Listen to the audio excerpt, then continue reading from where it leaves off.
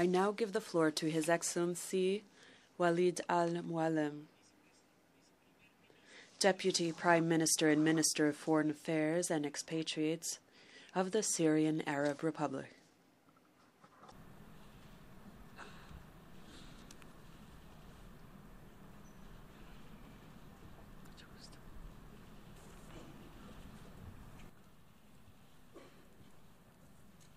السيد رئيس الدورة السبعين للجمعية العامة.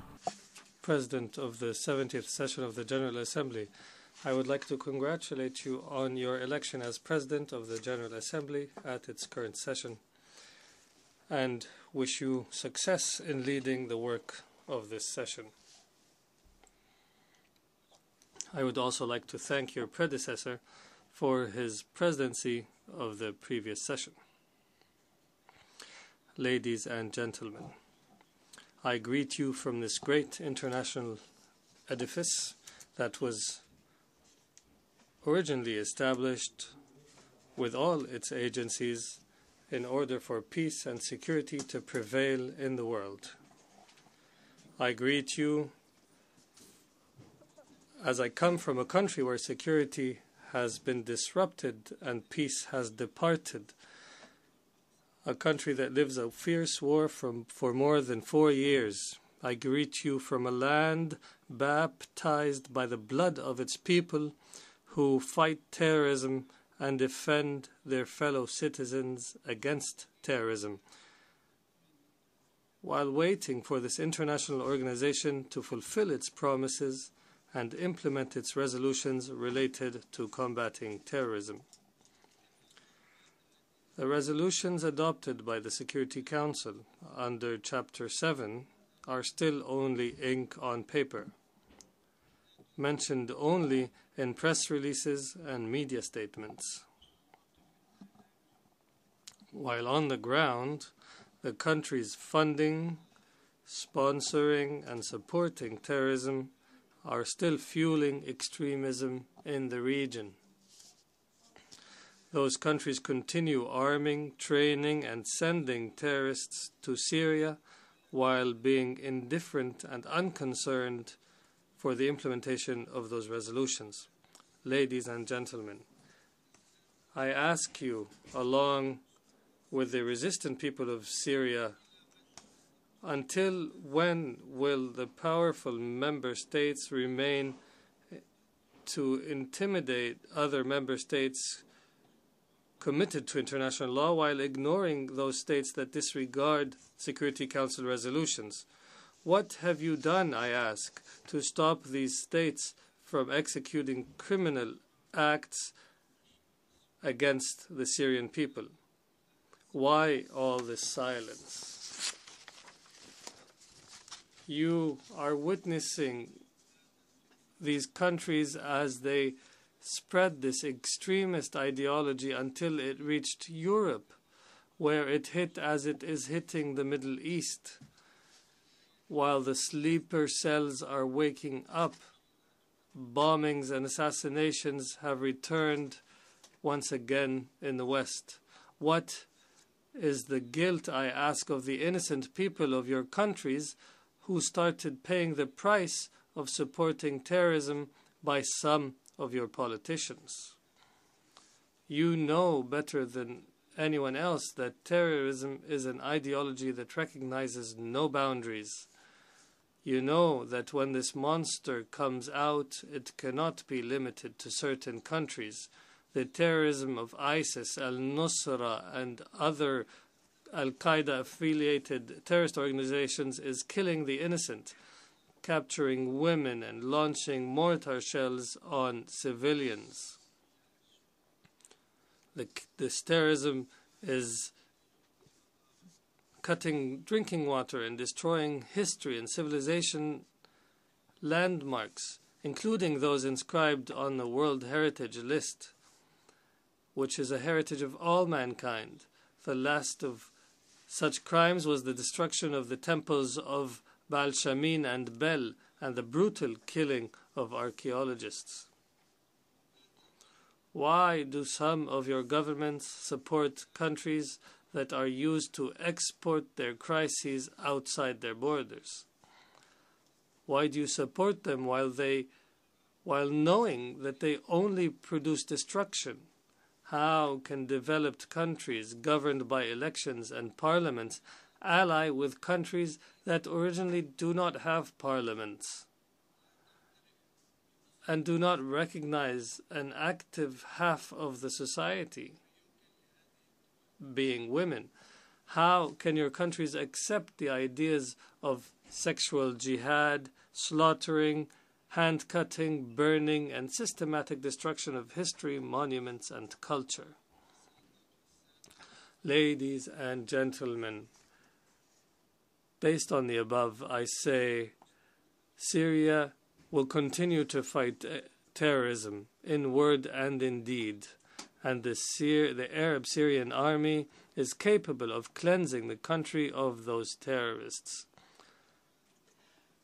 Despite all the sacrifices and high prices paid and that we are still paying, along with the Syrian people from all backgrounds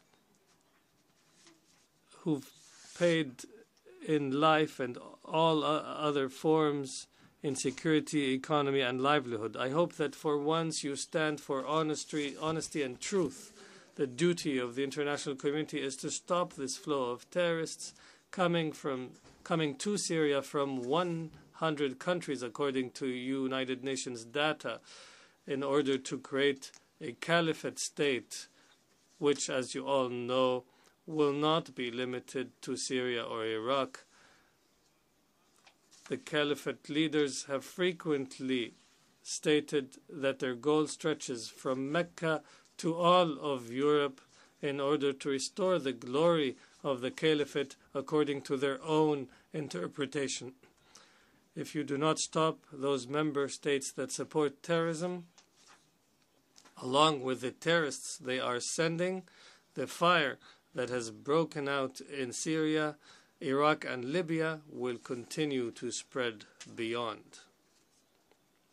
Mr. President, Syria has not stopped advocating to political dialogue and practicing what we preached based on our vision, which proved to be correct, that the fight against terrorism is a priority to move on in other tracks.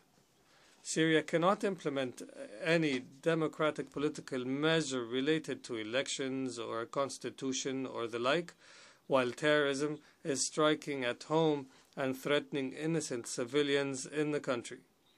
How can we ask the Syrian people to head to the ballot box while they are not safe in the streets and inside their homes, while they are under the missiles and mortar shells launched by terrorist groups supported by well-known countries? Nevertheless, we were and still are believers in the political choice, the political dialogue, according to the parameters known to all, namely preservation of national sovereignty, the unity of Syria's territory and people, maintaining the state institutions, developing them and improving their performance, and that the only way to a political solution is through Syrian-led national dialogue without any foreign interference. Based on this, Syria agreed to participate in Geneva II, Moscow I and II. I would like to announce here that Syria agrees to participate in the 4 brainstorming committees of experts proposed by the Special Envoy Staffan de Mistura. Mr. de Mistura has repeatedly confirmed that these committees' role is mainly to exchange ideas and that they will conduct unbinding preliminary consultations whose agreed-upon outputs can be used to prepare for the launching of Geneva III. In the light of this, some imagined that Syria's approval of the political track regardless of its form, initiative, and names, has a connection to what they portray as the weakness of Syria's army and people on the ground. I want to say that Syria is strong and continues to fight terrorism, and that the Syrian army and the Syrian people are united in the face of terrorism. Let no one think, whoever they may be, that after all these sacrifices and steadfastness for more than 4 years, they could obtain through politics what they could not win in the field, وأنه سيحقق or that they will achieve at the negotiating table what they failed to achieve on the ground. The decision of the Syrian people lies in the Syrian people's hand alone, and no one can deny this right. I repeat, the Syrian people's decision lies in the Syrian people's hand alone, and no one can strip the Syrian people of this right. The Syrian Arab army astonished the world with its power and faith and persistence. Mr. President, the important invitation of His Excellency President Vladimir Putin for the establishment of an international regional coalition to counter terrorism received the attention of the Syrian government and its support. Terrorism cannot be fought only from the air, and all of the previous operations to combat it have only led to its spread and outbreak. Airstrikes are useless unless they are conducted in cooperation with the Syrian Arab Army, the only force in Syria that is combating terrorism. The announcement of the beginning of the Russian airstrikes in Syria, which came upon a request from the Syrian government and in coordination with the government, is an effective participation in the support of the Syrian efforts in combating terrorism. The so-called Arab Spring was a spring only for Israel and its undercover and known allies. Israel continues to attack Syria while the world is watching. Israel is arming the terrorists and treating them in its hospitals and helping them with its intelligence services and supporting them to stand between it and the Arab Syrian army across the border. While those terrorists weaken, it intervenes directly through airstrikes or artillery shelling, just as Turkey did and is still doing, whether in Aleppo or in Idlib, and as Saudi Arabia and Qatar are doing, and who are racing to shed Syrian blood through their different instruments. The continued support for terrorists and the escalation of their attacks on citizens in most regions and cities in Syria led to an increase in citizens' need for the basic commodities and services in many areas. The inhuman sanctions imposed by the European Union and the United States exacerbated the living conditions of Syrian civilians. At the same time, my government is cooperating with the United Nations and its humanitarian agencies within the framework of response plans agreed upon with the Syrian government to meet the basic needs of the citizens, especially those forced by the terrorist acts to flee their homes, and many of whom have resorted to some neighboring countries. Some of those countries accommodated them in camps for training on weapons, or what resembles places of detention and isolation. عزل إنني أؤكد أن الدولة السورية تضمن لمن يرغب. I stress that the Syrian state guarantees the safe return and decent life for the citizens who are willing to return, At the same time, Syria continues to exert all efforts to deliver aid from international organizations to all Syrian citizens without discrimination wherever they are. Mr. President, the Syrian Arab Republic confirms its adherence to the full restoration of the occupied Syrian Golan Heights until the line of June 4th, 1967. It also emphasizes its rejection of all actions taken by Israel, the occupying power, to change its natural, geographical, and demographic characteristics, in clear violation of relevant Security Council resolutions, in particular Resolutions 497 of 1981 and 465 of 1980. Syria also confirms that the Palestinian issue is the central issue of the Syrian people, which supports the inalienable and legitimate rights of the brotherly Palestinian people, particularly the right of return and self-determination, and the establishment of an independent state on its land with Jerusalem as its capital. Mr. President, at the end of 2013, Syria accepted the initiative of the President of the Russian Federation, His Excellency Mr. Vladimir Putin, and joined the Convention of the Prohibition of Chemical Weapons, based on the need to establish in the Middle East a free zone of nuclear weapons and all weapons of mass destruction. It also wanted to prove to the whole world its commitment to stand against any use of chemical weapons. Syria fulfilled its obligations resulting from its accession to the Convention and completed its commitments despite the prevailing difficult situation.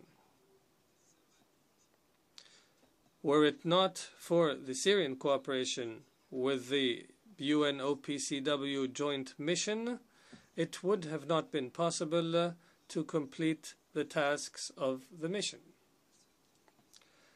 Mr. President, the Syrian Arab Republic would like to congratulate the Islamic Republic of Iran on its steadfastness and victory in achieving the historic agreement that fulfills the aspirations of the brotherly people of Iran and recognizes the right of Iran to use nuclear energy for peaceful purposes, and lifts the sanctions imposed against Iran, as well as lifts the freeze on its assets and leads to opening up the international arena on this brotherly country. This agreement proves that the diligent and serious diplomatic approach is able to overcome all obstacles and result in peaceful and fair solutions for difficult issues. Syria stresses that establishing a zone free from all weapons of mass destruction in the Middle East is unachievable without the accession of Israel, the only nuclear power in the region, to all treaties banning such weapons, and to put its nuclear facilities under the supervision of the International Atomic Energy Agency. At the same time, we emphasize the right of all countries to acquire and develop nuclear technology for peaceful purposes. Mr. President, Syria emphasized that imposing unethical, unilateral, coercive economic measures by the United States and the European Union contradicts the rules of international law and the principles of free trade. On this basis, we congratulate Cuba on reaching an agreement with the United States that lifts the blockade imposed on it. We also renew our call to lift and stop all unilateral coercive measures imposed on Syria and the peoples of other countries such as the Democratic People's Republic of Korea, Venezuela, and Belarus. Mr. President, finally, I would like to say to all those who claim their keenness for the security and safety of the Syrian people the following. If you want to gain victory over terrorism and to achieve economic and political reforms, You have to honestly implement Security Council resolutions related to countering terrorism. Only then we can begin the countdown to the end of war in Syria, until we get to the final quarter hour and open the doors to implement what is agreed upon in the political dialogue. Thank you, Mr. President.